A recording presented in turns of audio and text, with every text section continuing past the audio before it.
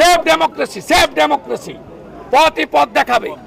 মমতা ব্যানার্জির মতো ভাঙচুর হরতালের বিরোধী, ভাঙচুর হরতাল হবে না, বন্ধ এবং হরতাল ভাঙচুর নয়, কিন্তু রাস্তায় নেমে প্রতিবাদ হবে। এবং আমি আমার দলের সঙ্গেও কথা বলবো যাতে এগুলো হওয়ার পরে খুব তাড়াতাড়ি নবান্নতে আবার নবান্ন অভিযানের প্রয়োজন আছে বলে মনে করি। 17 তারিখে দলের মিটিংয়ে আমি এটা দলের কাছে প্রস্তাব দেব।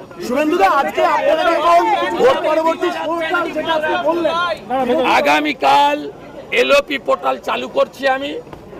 যারা পঞ্চায়েতে, লোকসভায় এবং বাই ইলেকশনে ভোট দিতে পারেননি তারা নাম নথিভুক্ত করুন, সিক্রেসি থাকবে। আমি একটা বড় ফাইটের জন্য প্রিপারেশন নিচ্ছি।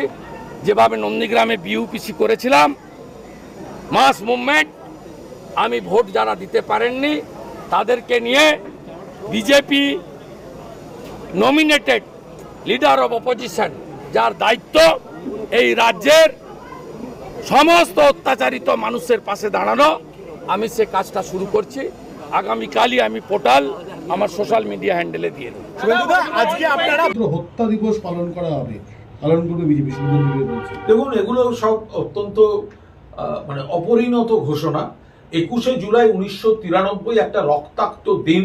তৎকালীন যুব কংগ্রেস নেত্রী মমতা বন্দ্যোপাধ্যায়, তার নেতৃত্বে no I card no vote Mahakaran অবরোধ। কারণ মহাকরণে ছিল চিফ ইলেকশন অফিসারের যে অফিস, তো সেইখানে সিপিএম এর ক্যাডাররা আর পুলিশ গুলি করে 13 জনকে হত্যা করেছিল।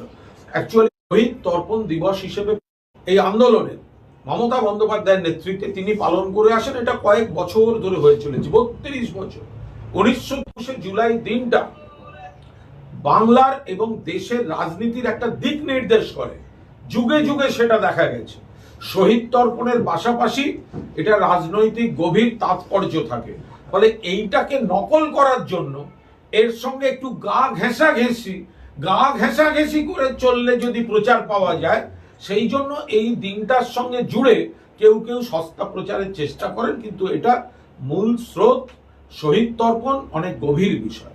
শুভেন্দু বলছেন যে প্রধানমন্ত্রীর সঙ্গে রাজ্যের 8 সাংসদ মানে যাদের সংগঠন নেই, লোক নেই, গোষ্ঠীদ্বন্দ্ব, ব্যর্থ নেতৃত্বের নিজেদের 22শে জুলাই